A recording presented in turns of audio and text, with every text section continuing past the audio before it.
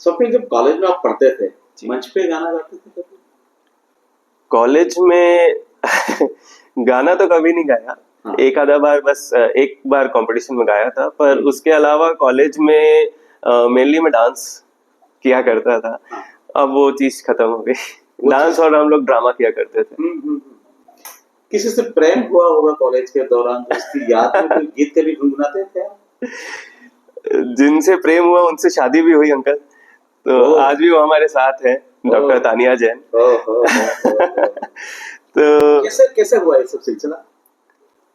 बस एक साथ हम लोग कार्य करा करते थे, और कब दोस्ती हुई और कब शादी हुई, हमारे पेरेंट्स को भी लगा कि नहीं तुम दोनों परफेक्ट हो। और मैं एक चीज हमेशा कहता हूँ कि जब तक उनकी रजामंदी नहीं हो तो कोई मजा नहीं है। तो डेफिनेटली पेरेंट्स को ही आगे चल के लगा कि नहीं तुम दोनों परफेक्ट हो एक दूसरे के लिए। और जब आप कॉलेज में पढ़ते थे तो मोबाइल फोन नहीं करते थे, तो आपकी बातचीत कैसे होती थी उनसे, तानिया जी से? नहीं अंकल, मोबाइल्स तो खैर उस टाइम में मेरे समय आ गए थे। हाँ, पर हमारा घंटों बातें करते होंगे। नहीं, वो हमारा बाकी लोगों से अगर हम जो सुनते हैं उससे थोड़ा अलग रहा। हम लोगों का मेन उस टाइम भी फोकस ये रहता था कि अपन दोनों मिलके वार्ड में जितने पेशेंट्स हैं उनके लिए जितना बेस्ट हो सके करें। तो हमारा मोस्टली समय साथ वार्ड में काम करते हुए बीतता था जी। कुछ मेरी रिस्पॉन्सिबिलिटीज वो शेयर कर लेती थी, कुछ उनकी रिस्पॉन्सिबिलिटी, एक टीम करके हम लोग उस टाइम भी काम करते थे, और बस उसी में दोस्ती हुई। उनको पता होगा कि आप गाते बहुत अच्छा है? हाँ, उनको एक्चुअली पापा से पता चला था। अच्छा। क्योंकि मेरे जितने भी मित्र रहे उनका जुड़ाव मेरे से तो रहा ही रहा, और मैं इस मामले में बहुत लकी था कि मेरे पापा जो थे उनका जितने भी मेरे फ्रेंड्स थे उनसे सबसे बातें होती थी। अच्छा। तो कई बार ये होता था कि मेरे मित्र से 2-3 महीने हो गए बात हुए, पर मेरे पापा की रेगुलर बात हो रही है और वो बताते थे बेटा ऐसा हो गया। तो उनने ही इधर वो बोला था कि गाना गाता है, सुना कभी नहीं सुना इससे। अच्छा, ये बताइए, तानिया जी का सबसे पहला गीत आपने कौन सा सुना है? तानिया को सबसे पहला गीत एक हिमाचली फोक है, वो भी मुझे बहुत अच्छा लगता है। क्योंकि मैं पहाड़ियों में बहुत घुमा हूँ, तो हिमाचल काफी पसंद रहा मुझे शुरू से। तो वहाँ एक हिमाचली सॉन्ग है, माहिनी मेरी है, वो मैं फर्स्ट टाइम वही बताया था। उन्हीं को सुना है आपने? 4 लाइन मुझे सुनाई।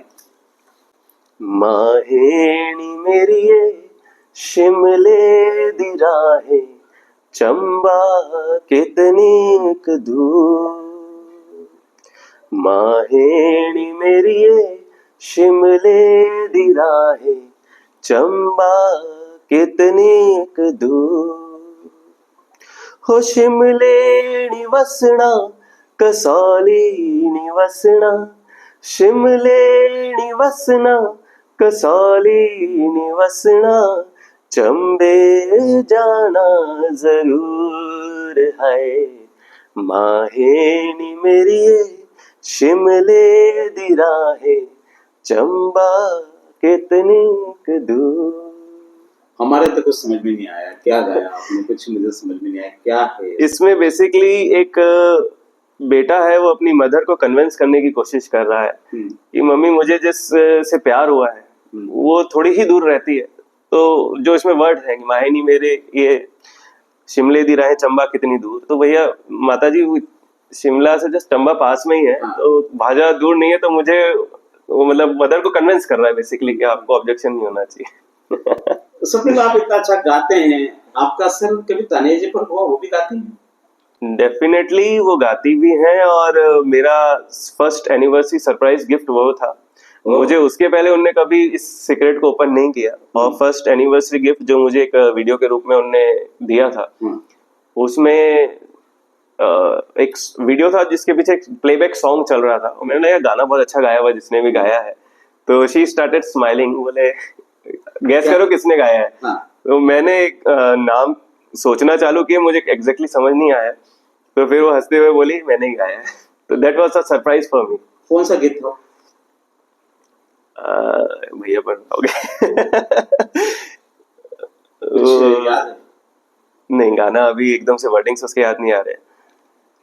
बेसिकली राबता एक सॉन्ग आया था, मेरे को इलेक्ट से याद नहीं आता, वो राबता सॉन्ग के नाम से फेमस हुआ, तो उसका प्लेबैक किया था उन्होंने। आज बहुत सारी बातें आपसे आपके अंदर की बात हमने कर ली इंटरव्यू में बात करते करते। जी।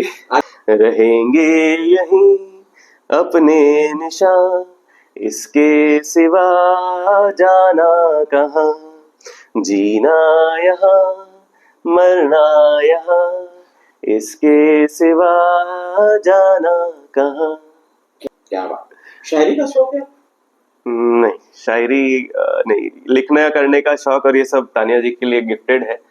तानिया उनको लिख के दी कभी शायरी आपने? किताबों में कागज रख के दी होगी ना आपने? नहीं, ऐसा कभी कुछ नहीं हुआ। इनफैक्ट वो मुझे सुना देते थे उनको सीधा? इनफैक्ट सुन मुझे लीजिए मेरे मन में शायरी। जो है वो मैं शायरी तो नहीं, बस मुंह पे बोल देता था कि हाँ ये है, हाँ, चाहे वो अच्छा लगे चाहे बुरा लगे। देख यार मुझे ये दिमाग मेरे को ऐसा लग रहा है, ऐसा नहीं, ऐसा है ऐसा नहीं, वो डायरेक्ट बोलता था। मैंने कभी शायरी या कुछ उससे ऐसा। प्रत्युत्तर क्या आता था? She is very expert at writing, oh, और उनके द्वारा लिखी गई पोएम्स हो चाहे उनके द्वारा लिखी गई लाइंस हो, काफी वो रहती थी। इनफैक्ट वो कहते हैं उधर भी नाना जी जो हैं उनके उनके साइड से उनको काफी प्रेरणा मिली है, जी, क्योंकि राजेंद्र जी अनुरागी उनकी किताबें भी चलती थी उनके नाना जी तानिया के, और इनफैक्ट भोपाल में उनके नाम से एक रोड भी गवर्नमेंट ने कर रखी है। ओशो की जो जितनी किताबें आती थी उसका जो मुख्य फ्रंट पेज होता था वो हमेशा उनके द्वारा लिखा जाता था। तो डेफिनेटली वो कहते हैं ना जीन्स में ट्रैवल करता है, तो कहीं ना कहीं उनके जीन्स में वो चीज है। ओह, चलिए अच्छा लगा आज आपसे बात की हमने। और तानिया जी अगर आप मेरा इंटरव्यू सुन रहे हैं देख रहे हैं तो प्लीज मुझे माफ कीजिए, मैंने आज बहुत कुछ इनसे अंदर की बात पूछ ली है, तो आप माफ मुझे करेंगे ना? बहुत बहुत धन्यवाद sir. Thank you. Thank you.